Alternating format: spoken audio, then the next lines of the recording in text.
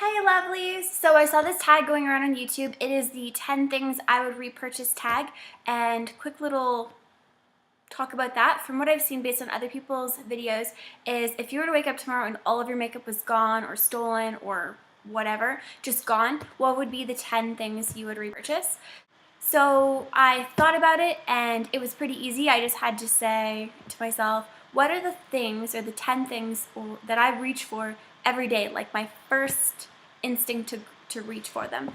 So yeah, so these are the 10 things that I would repurchase. The very first product I would go out and repurchase is my Smashbox AntiShine product. It's not really a primer, it just kind of goes underneath your makeup. It contains magnesium as the second ingredient, and magnesium is one of those miracle ingredients that it just absorbs so much oil. Now I use this underneath my makeup, but then I also use it kind of right after I wash my face, just so that way oil doesn't get a chance to accumulate on my skin at all. So this would be, it's like my go-to product. It is the only thing, no primer, no oil blotting tissues, nothing controls oil like this. It is my holy grail sort of shine-free product, and today it's like the one day I didn't use it because I left it downstairs and I'm like already going shiny, but it's because I didn't use this. But yeah, this is my number one necessity of, you know, happy oil-free skin. So Smashbox AntiShine. Yeah, it doesn't say that, it's not a primer. It just says, this unique product reduces shine on specific areas or on the entire face. Go figure. The next product I would rush out and buy is the Colorstay Whipped Cream Cream Makeup. And I'm in the shade True Beige 330. This is actually my newest foundation that I have purchased. It is incredibly high coverage, it's incredibly long lasting, it's just plain incredible. And because it has such great coverage, I sometimes don't even need to use a concealer or use anything. I can just use it, set it with powder, and go, and I feel like I have a great feeling face all day with like full coverage too. So yeah, this is amazing. It's new. I don't know if I can ever go use any other foundation ever since I got this one. It is that amazing. And then to set it, I would have to get this mineral foundation I've used since it debuted with Mary Kay.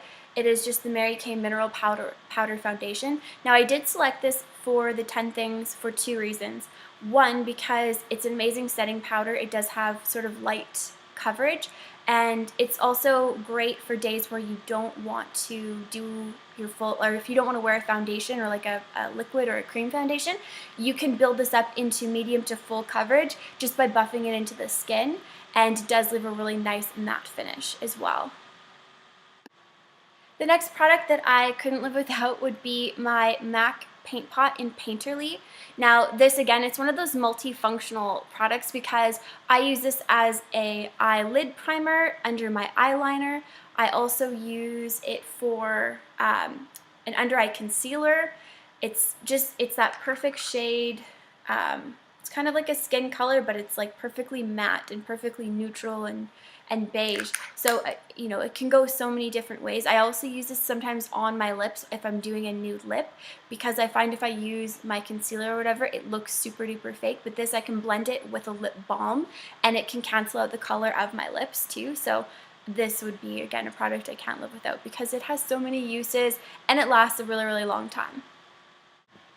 My next option was probably the hardest to choose out of all of them. I got torn between my Urban Decay Naked 2 palette, or what I ended up choosing was actually my Smashbox Softbox palette.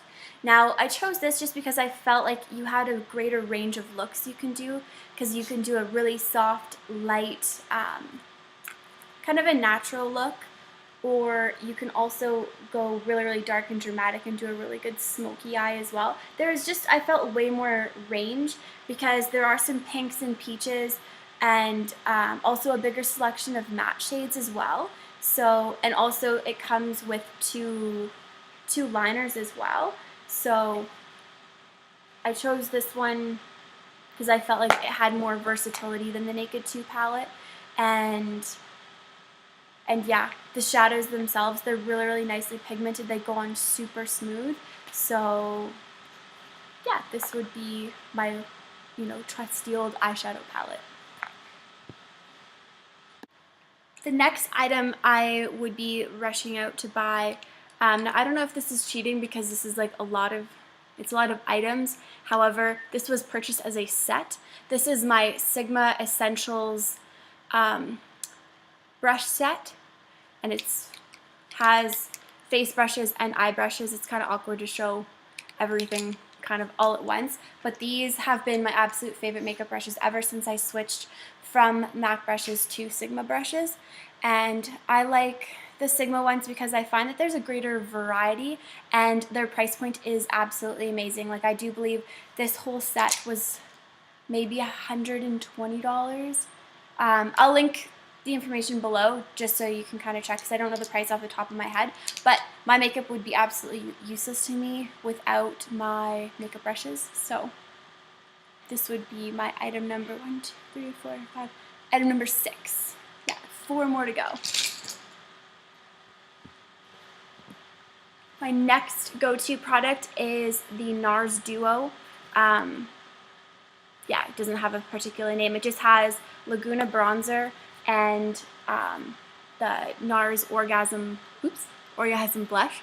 So I find these are great for every day. I can use them in the summer and I can use them in the winter. So these are kind of my go-to blush and bronzer. I also use this bronzer for contouring as well. So multi-use, what do you know? The last face product that I would need is the MAC. Enough with the choking or coughing or whatever you're doing. You're just doing it for attention. I know you are. Come here. And sit. Try that again. So the last face product I would need to repurchase would be the MAC Mineralize Skin Finish in Soft and Gentle. And it is just kind of a pretty universal highlighter. Now, I use this in so many different ways. I use this obviously as a face and cheek highlighter. Hey, you sit down. You sit down. But I also use this as an eyeshadow sometimes. I use it as a brow highlight. I use it just kind of on my Cupid's bow, and sometimes oh, monster.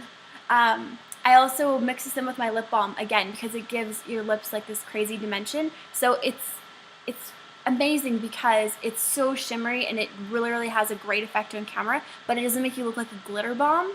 So yeah, it's just terrific. I could not live without this product.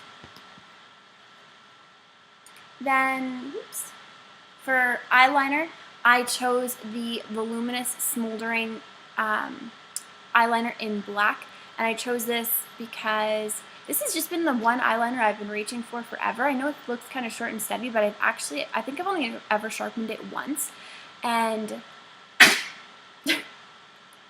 really? Are you done? Thanks. But I like how it has such a big chubby end, because you can do like a really smoky eyeliner, but then the tip always seems to remain as well, so I can do like my usual waterline and upper waterline. So I do reach for this one more than any of my million eyeliners that I have, so therefore this made the cut for the 10 products I would repurchase. And for mascara, which was actually the second hardest decision I had to make on this, is the Maybelline Full and Soft in Very Black.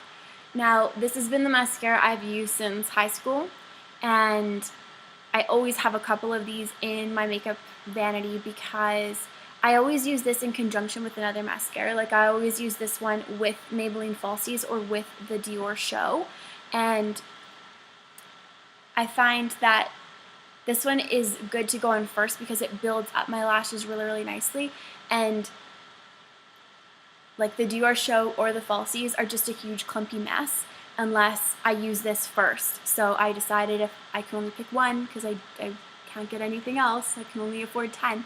So I did choose, don't lick my face. Oh, dogs. I did choose this one. because I can build it up to be as crazy big as I want. I just have to work with it a little bit more, and it gives lots of definition and it lengthens, and it's also like dirt cheap. Like this mascara is like $8 maybe.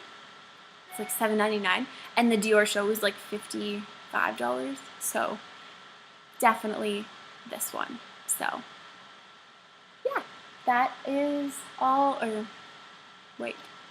So yeah, that. Well, hello, sun.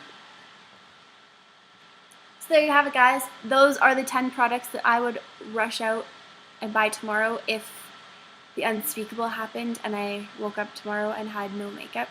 I would probably cry a lot and be really, really sad. I also wanted to add, my makeup today is inspired by one of my favorite YouTubers, Jenna Marbles. I followed her vlogging makeup tutorial, so I pretty much used most of the same products that she did to recreate her look, and I have to say, she is right. It turns out really, really great on camera, even though I've got some crazy, crazy sun just beaming in my eyes. So I'll get curtains one day. But until that day, I just get to be like a glowworm, glowing. Dark face, light face. Oh, dark face, light face. Oh gosh. But anyways, Monster says bye-bye. Can you say bye? And he's like, why are you holding me like this? I don't want to make out with you. Who's your brother? Come here. Come here. Say, come say hi to the camera. Come here. Oh, come here, puppy. Are you being shy? Come here. He's like, I'm being shy. Say bye. Bye-bye. Don't make out. That's your brother. Look. Look, you're on camera. Look. Oh, puppies, look. Who's that? Oh, who's that? Whoa. And they're gone. But yeah. I guess I will put all of the products, or I'll put the list of 10 products in the comments below. Feel free to leave your own comments or video responses. I do love watching these videos. The tag videos have become like my new favorite thing to do. So yeah, until next time, see ya.